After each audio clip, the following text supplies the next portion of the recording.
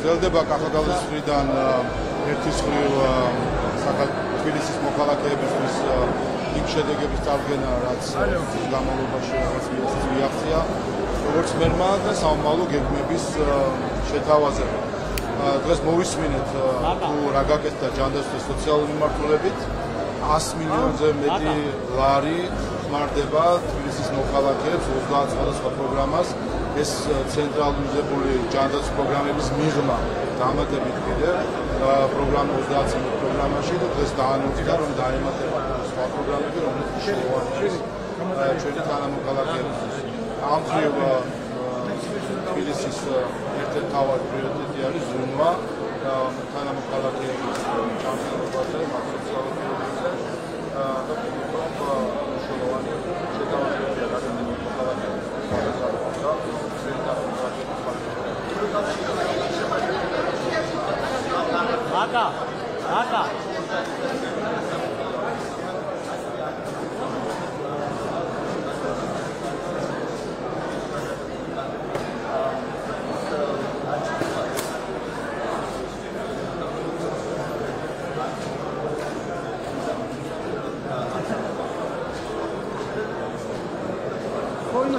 ჩვენ რაც დახეთ არის ევროკავშირის მოქალაქეების ფული ფინანსდება ადამიანი, რომელიც მოუწოდეს პოლიტიკურ მკვლელობისკენ და ცინიკურად და ქილიკით საუბრობს საქართველოს თანამედროვე ისტორიაში ერთ-ერთ გამორჩეული პოლიტიკოსის ლევან გაჩეჩილაძის გარდაცვალებას. აქ რა თქმა უნდა ჩვენ გარკვეულ პარალელებს ვხედავთ იმასთან, რაც დღეს ამერიკაში ხდება ლიბერალების მხრიდან, როდესაც ქილიკობენ ადამიანის სიკვდილზე და ზუსტად იგივე მორალის, იგივე სახის მქონე ადამიანებთან გვაქვს საუბარი და ფაქტია, რომ მათ ეს ადამიანი ფინანსდება ევროკავშირის მოქალაქეებს. და ეს ყველაფერი შეიძლება ევროკავშირის ელჩმა არ იცოს, რომ ის აფინანსებს ადამიანს, რომელიც მოუწოდეს პოლიტიკური მკვლელობისკენ და ქილიკობს ადამიანის გარდაცვალებას, მაგრამ ხომ გაიგო რამდენიმე დღეა და იმ განცხადებებზე ალბათ უარესი არის ის დუმილი, რომელიც ჩვენ პაվել გერჩესკისგან, რომელსაც ჩვენ პაվել გერჩესკისგან ხედავთ. და ეს არის სწორედ ის პრობლემა, რადგან ჩვენ საუბრობთ ერთის მხრივ როდესაც კარგი საქმეები გექნება, მათი დაფინანსებით ამის თავს იწონებენ, ფოტოებს იღებენ, მაგრამ მოიქვა რომ მათი დაფინანსებული ადამიანები პოლიტიკურ მკვლელობისკენ მოუწოდებენ და ქილიკობენ ადამიანის გარდაცვალებას, ეგ ჩუმდებიან და ემალებიან ქართულ საზოგადოებას. ასე რომ ჩემი სურვილი იქნებოდა ნაცვლად იმისა, რომ პაվել გერჩესკი დაემალოს ქართულ ხალხს, უპასუხოს ამ კითხვებზე. კითხვა არის მარტივი. აპირებს თუ არა ის გააგრძელოს იმ ადამიანის დაფინანსება ევროკავშირის მოქალაქეების ფულით, რომელიც მოუწოდებს პოლიტიკურ მკვლელობისკენ და ქილიკობს ადამიანის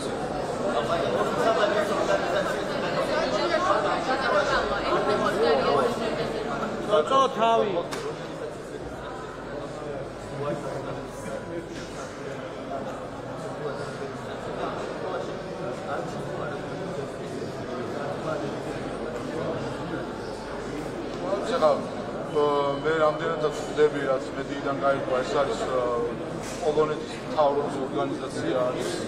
ყველანაირად ჩნდება კრიტერიუმებში, რომელიც მიხედვითაც უცხოური ორგანიზაცია მათ შორის, რომელიც საქართველოში ფუნქციონირებს, რომელსაც დარეგისტრირდეს.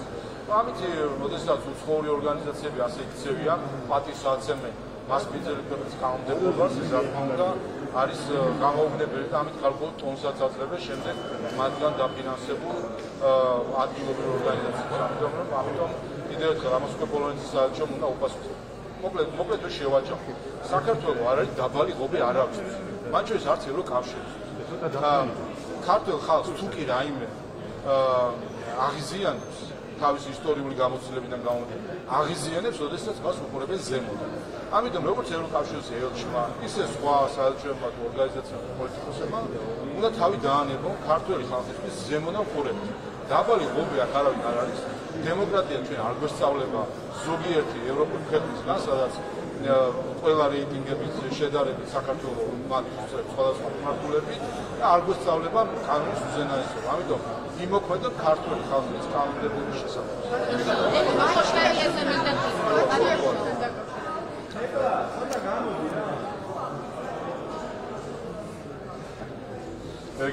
პარლამენტის პრეროგატივა არ გახლავთ არავის განმეორება და სისხლისამართლების დევნა.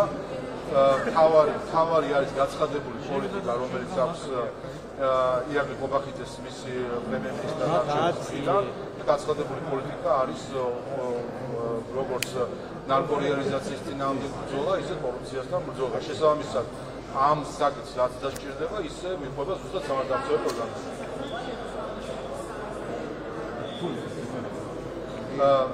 კიდევ ერთხელ პარლამენტის პრეროგატივას არ წარმოადგენს სისხლისამართლების დევნა საერთოდ.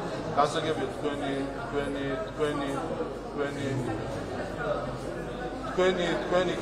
ხო გიპასუხეთ. მე გიპასუხეთ. სხვა პასუხი თქვენ. რატო თავი? ამას საფანი გახდება.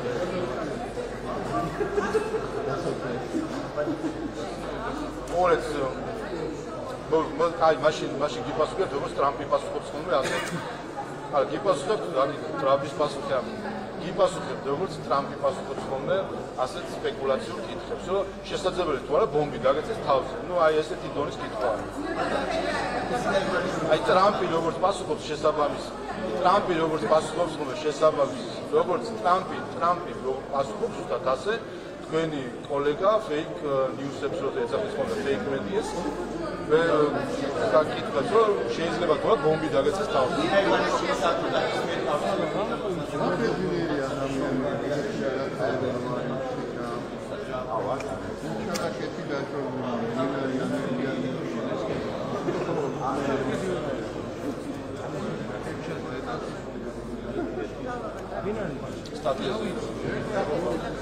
ეს საჩოს მე როგორც პირველ შემთხვევაში არ არის გარდიანი აკვირდებს შეკვეთილ სტატიას აშკარად შეკვეთილ სტატიას ბაჩეშვილის მხრიდან. რა ვიცი ეს კიდევ ერთხელ აჩვენებს თუ რა მდგომარეობა არის მედიაში ევროპაში და ახლაც გავიხსენებთ ტრამპის სიტყვები, როდესაც ის fake მედიაზე საუბრობს, mainstream media, რომელიც fake media და ჩამყარებებული. ეს არის დღევანდელი მდგომარეობა მედიის მხრივ ევროპაში, რაც მაგათ სავალალო არის ამ მხრივ, როდესაც პირდაპირ ჩანს, რომ არის ფული გადახდილი სტატიაში და ამისი გახმარება არ ხდება შესაბამისად ისე კორუფციის ერთ-ერთი მაჩვენებელი.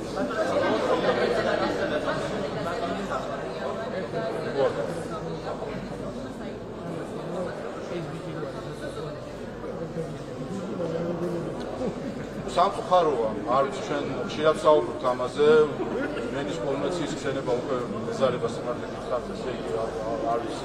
რამდენჯერ უნდა ვახსენოთ მენის კონვენცია და შევახსენოთ საქართველოში აკრედიტებულ დიპლომატებს, რომ პოლიტიკაში ჩარევს უფლება მას აქვს. და გამოუგნებელია, როდესაც მას შემდეგ რაც წინა დღე ელენე ხოშტარიანი ჩაედინა პოლიტიკურად მოტივირებული დანაშაული და დააზიანა არჩევნებში მონაწილე პარტიის საარჩევნო ბანერები ამ პოლიტიკურად მოტივირებული დანაშაულის შემდეგ, როგორც ჩანს, არ ვიცი ყოველ შემთხვევაში ჯერჯერობით დადასტურება არის საჭირო თავის მხრიდან, არა ოფიციალურ შეხვედრაზე, მე პირად შეხვედრაზე იწვევს ექსტრემისტ პოლიტიკას. და ეს თავისთავად ამგვარი არაფორმალური ხასიათის შეხვედრები არის პირადი გამოკიდებულების თუ რა ვიცი პირადი მხარდაჭერის ჩვენება, რაც არის გამოუგნებელი, როდესაც უცხო ქვეყნის აკრედიტებული დიპლომატი ექსტრემისტ პოლიტიკოს არაფორმალურ გარემოში მას შემდეგაც მან ჩაიდინა პოლიტიკურად მოტივირებული დანაშაული ხდება.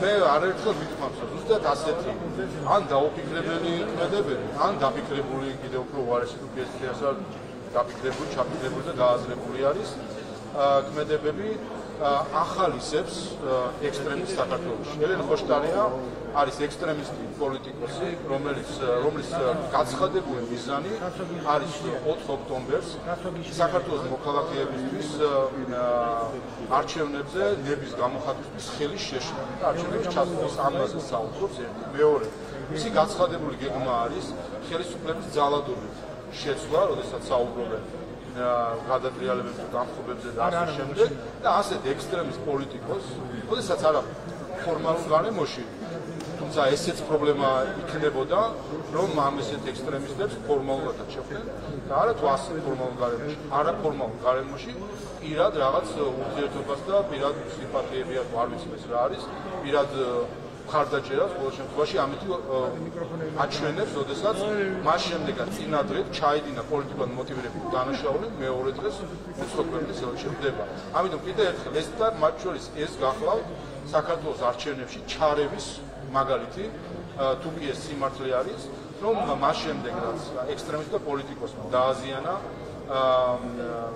არჩევნებში მონაწილე სუბიექტის გონება, ჩაიდინა პოლიტიკურად მოტივირებული დანაშაული, ამის შემდეგ ჰოლანდიის ელჩი მას არაფორმალურ გარემოში შეხვდა. ისევ ხოშტარიასთან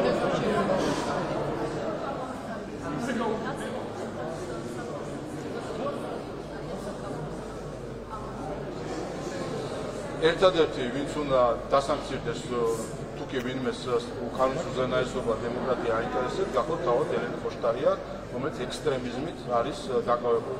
ქართული სახელმწიფო ამ სანქციებზე ზრუნავს, იცით რომ მას მის მიმართ არაერთი ადმინისტრაციული წარმოება იყო ამ ასეთი ექსტრემისტული ქმედებების გამო და გუშინ წინ იყო ხო თუ არ ვიცი ჩაიდინა პოლიტიკურად მოტივირებული დანაშაული, შესაბამისად გახლავთ ის სამაც საქმე მის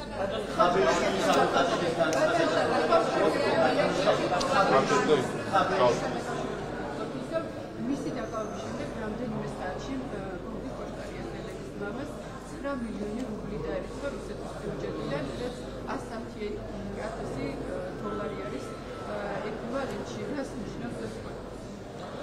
არ ვიცი, ასეთი რავალი აქვს რუს ხალხს ელენე ხოშტარიას მიმართ, რომ ყოველთვე მილიონობით რუბლი ერიცხება. ერთი გარემოებაც საინტერესოა, ამ პრინციპზე თვითონ რაღაც ვალდებულებები არსებობს. მეორე სხვა იგივე ხალხი, თავად ელენე ხოშტარიას ამტკიცებს, რომ რუსეთი არ იცავს ხელშეკრულებებს, არ უნდა ენდო. როგორც ჩანს, ერთადერთი ვის მიმართაც ხელშეკრულებებს იცავენ არის ხოშტარიას ოჯახი. ეს არის რა გითხრათ, ფარისეულობის მწვერვალი არის, რასაც ჩვენ აი ამ ოჯახის მაგალითზე ვხედავთ, თლიანი ოჯახი არის ერთი დიდი ფარისეულობა და ამას ყოველდღიურად ჩვენი საზოგადოება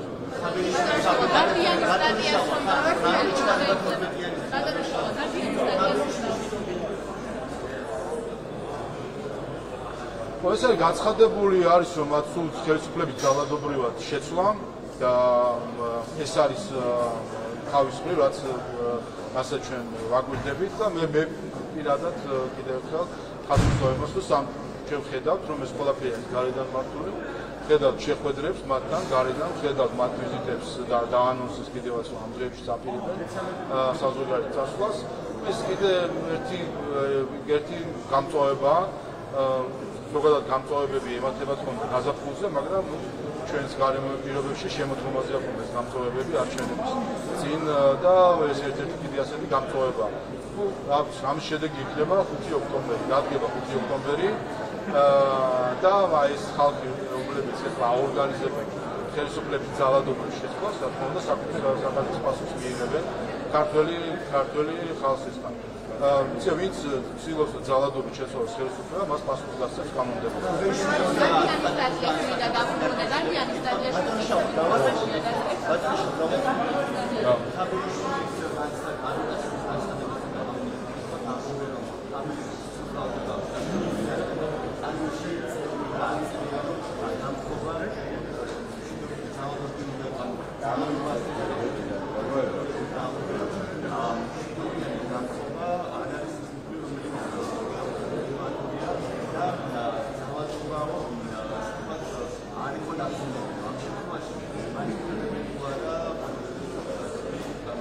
ეს ამ შეცვალა სასამართლოში. რაც შეეხება მის განცხადებებს, აქ საბავშვო ბაღი არ არის და ბაღში არ არის და ყველა ძალიან კარგად ერკვევა ვინას გულისხმობს და შტერით უგონია მას ქართული ხალხი, ადრე აღმოჩნდა სადაც იყო აღმოსაჩენი ქართული ხალხის სახელი.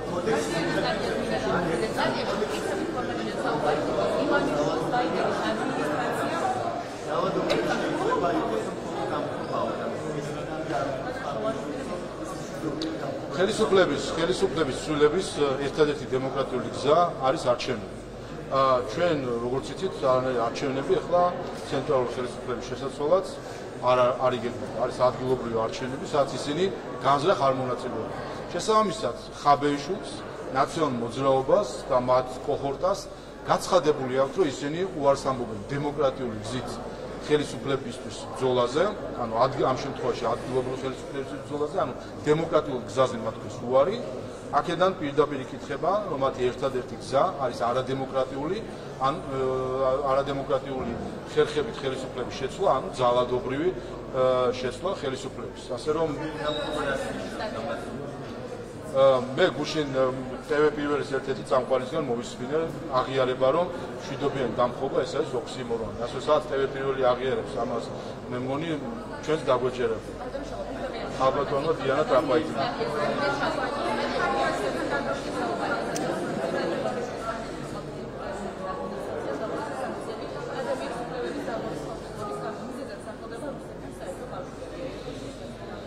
კიდევ ერთხელ ეს სტატია ხელის გულზე დევს, არის ნაყიდი სტატია, რაც თავისუფლი კატასტროფაა, როდესაც ევროპულ მედიაში ხედავ ჩვენ მოსყიდულ ნაყიდ სტატიებს. შესაბამისად, მისი შინაარსიც დამკვეთის მიერ არის შეკვეთილი, ფულია გადახდილი თითოეულ სიტყვაში, თითოეულ წინადადებაში. შესაბამისად, ამას სერიოზული კომენტარები არ გეტყობა, გარდა იმისა, რომ ხედავთ სამწუხარო მდგომარეობას fake მედიისა ევროპაში და ესეც კიდევ ერთხელ ვაფიქრებინოს, როდესაც აქეთ გვასწავლიან ხოლმე მედიასთან დაკავშირებით, შეგვიძლია თუნდაც აი სტატია მაგალითად დავუდოთ ნებისმიერ უცხოელს და ვაჩვენოთ თუ რას ნიშნავს კორუმპირებული მედია და fake მედია.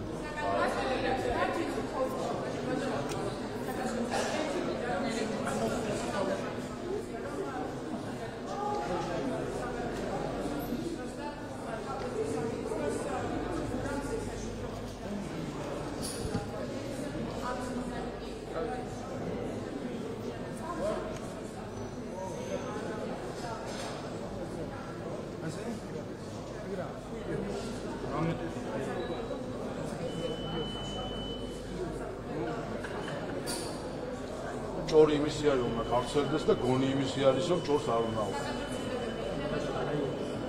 ჭორი იმისი არის, რომ გავრცელდეს და გონი იმისი არის, ამ ჭორებს არ უნდა აუხსნას. მე მგონი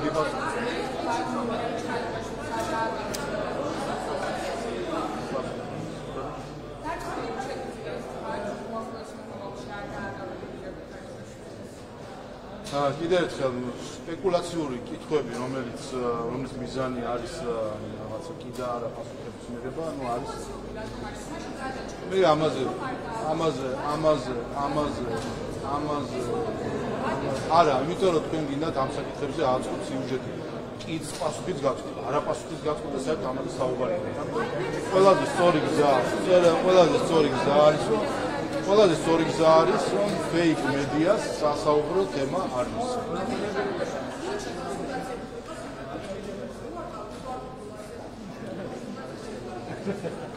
კიდევ ერთხელ ჭორები იმისთვის არის გავრცელდეს და გონი იმისთვის არის ჭორებს არ აყენებთ.